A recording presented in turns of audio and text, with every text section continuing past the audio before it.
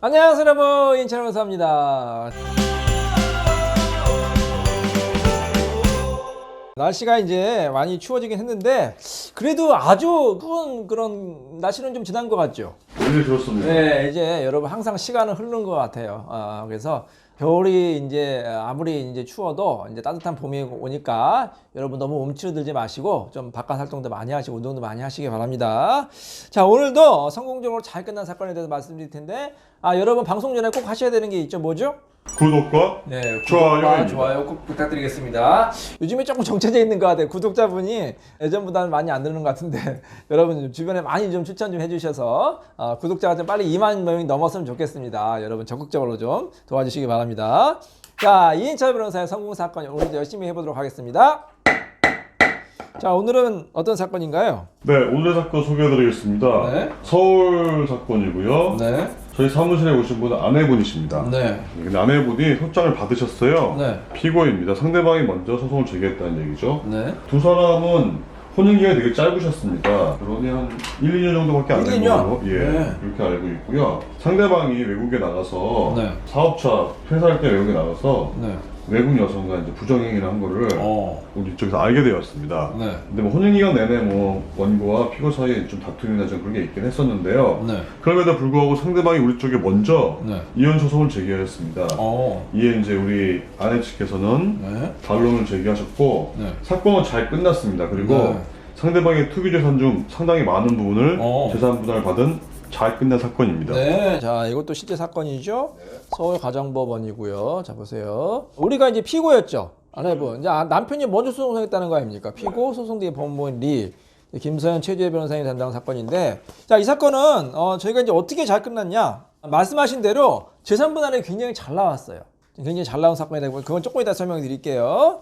일단은 두 사람이 그러니까 결혼기간이 굉장히 짧죠. 그리고 이제 아내분이 오셨는데 젊은 분이죠. 굉장히 미인이시고 아주 훌륭한 분이에요. 딱 보더라도 경력도 좋고 이력도 좋고 이제 가정 교육도 잘 받으시고 또 부모님도 같이 오셨는데 부모님도 굉장히 훌륭한 분이시죠. 네, 그래서 딸을 정말로 귀한 딸을 잘 키우셨는데 남편이 대기업에 다녀서 아마 해외로 파견이 나갔었던 것 같아요. 파견 나갔는데 거기서 그만 다른 여자와 눈이 맞았던 거예요. 그래서 이 아내분이 그걸 우연히 발견하게 됐어요. 이제 핸드폰에 그 사진을 이제 발견하게 된 거예요. 그래서 저희한테 가져오셨는데 해외 그 늘씬하고 키 큰 그 미녀들이 있죠. 그 미녀들하고 찍은 사진이 있는 거예요. 막 그것도 막 서로 껴안고 막 팔짱 끼고 막 뽀뽀하고 막 그런 누가 봐도 이거는 이제 바람 폈구나 이런 사진이 있었던 거예요. 그러니까 아내가 얼마나 황당하겠습니까? 해외 나가서 열심히 일하는 줄 알았는데 다른 여자들하고 이렇게 막 놀러 다니고 애정 행각하고 하니까 정말 화가 났겠죠. 그러니까 홍 이사님 어떨 것 같아요? 이제 남편이 이제 왔어요. 한국에 오니까 아내가 기분 좋게 맞이했겠어요? 추궁을 하겠죠. 누구냐? 그러니까 남편이 이거 접대 때문에 만난 거야. 해외 나가서 파견하다 보면 접대할 수도 있는 거고 그 접대하는 과정에서 그 해외 여자들하고 좀 뭐 이렇게 좀 친하게 지낸 거야. 바람 핀 거 아니야? 그렇게 이제 변명하는 거예요. 접대한 여성과 이게 수영복 차림으로 바에서 사진도 찍고 그러나요? 네, 그러니까 소위 말하는 그 늘씬한 미녀들이 있잖아요. 해외 그 미녀들, 해외 미녀들하고 그냥 그렇게 이제 막 적나라한 사진을 찍으니까 아내가 화가 났겠죠. 그래서 이제 좀 싸움이 났어요. 부부 싸움이 나서 조금 심하게 싸웠던 것 같아요. 서로 몸싸움도 일고 해서 완전히 이제 깨진 거예요. 깨져가지고 도저히 안 되겠다. 그러고 있는데 아내가 먼저 이혼 소송해야 되는데 적반하장이죠. 상대방이 먼저 이혼 소송한 겁니까? 그러니까 아내가 얼마나 더 화가 나겠어요. 두 번 화가 났겠죠. 남편이 그렇게 잘못한 것도 화가 나는데 먼저 이혼하자고 하니까 화가 난 거죠. 그래서 저희 사무실 찾아온 겁니다. 자, 그래서 이제 저희가 대응을 잘했죠. 근데 이제 법원에서는 이제 쌍방 규칙으로 이혼을 해라 이렇게 이제 결론을 내렸어요. 남편이 이제 회에서 그렇게 부적절한 행동을 한 것은 잘못했다. 하지만 이제 아내도 어쨌든 이제 몸싸움까지 이제 일어났고 어쨌든 이제 부부가 쌍방의 이제 규칙으로 혼인이 파탄됐다 이렇게 결론을 내렸고요. 자, 이 사건에서 중요한 게 뭐냐면 이 결혼 기간이 굉장히 짧았다고 했잖아요. 뭐 1, 2년밖에 안 된다고 그랬잖아요. 그러면 사실 재산 분할은 제가 뭐라고 그랬어요? 이제 재산 분할이라는 것은 어쨌든 부부가 이제 기여도에 따라서 인정이 되는 건데 사실 1년 만에 뭐 재산이 크게 증가한 건 별로 없잖아요. 대부분의 재산이 결혼 전의 재산.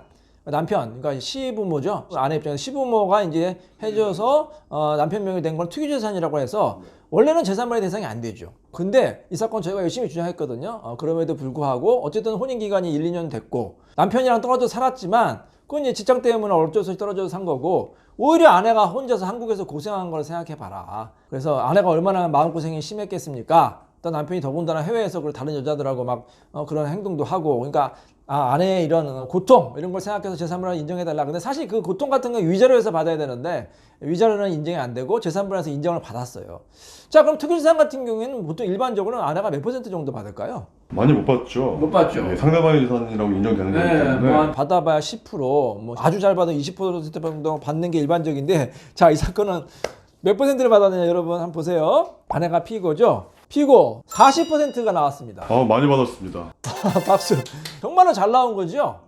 저희도 와 정말로 아내가 기여도가 인정 많이 받았구나. 정말로 아주 잘 나온 사건입니다. 그래서 저희가 자랑할 만한 사건이라고 할 수가 있고요. 아마도 그런 것 같아요. 재판부에서는 위자료가 인정이 안 됐지만 이 위자료가 인정이 어려울 경우에 재산분할에 약간 참작이 되는 경우가 있거든요. 그래서 아내가 정말로 이제 마음고생이 심했구나.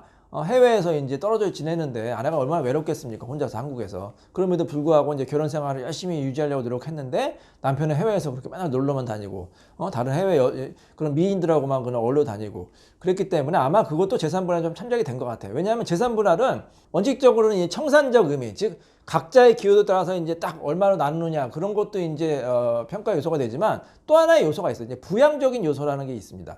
근데 사실 이 선진국에서는 이게 강하거든요. 뭐냐면 예를 들어서 남편은 결혼 생활이 짧은데 남편은 막 수백억 원대 재력가예요. 근데 아내 명의는 재산이 하나도 없어.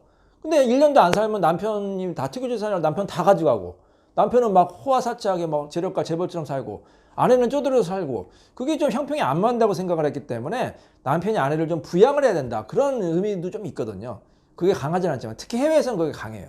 근데 엘리머니라는 제도도 있어요. 그래서 심지어는 그 이혼했을 경우에 아내가 경제적으로 독립할 때까지 생활비를 대줘라. 미국에는 그런 제도도 있어요. 주에 따라서. 근데 우리나라는 그런 건 없지만 재산분할 할 때 그런 거는 약간은 고려하는 것 같아요. 그 형평성. 아내와 남편이 부부가 어느 정도 평등해야 된다. 저도 항상 강조하거든요. 부부는 평등해야 된다. 우리 모든 국민은 법 앞에 평등하다는 헌법 조항이 있지만 저는 이렇게 생각을 해요. 모든 부부는 경제적으로 평등해야 된다. 돈 앞에 재산 앞에 평등해야 된다. 이렇게 생각이 되거든요. 그래서 남편과 아내가 형평성 있게 재산분할하는 건 굉장히 저는 획기적으로 잘 나온 판결이라고 생각이 듭니다. 자, 이인철 변호사의 성공 사건 여기서 마치도록 하겠습니다. 감사합니다.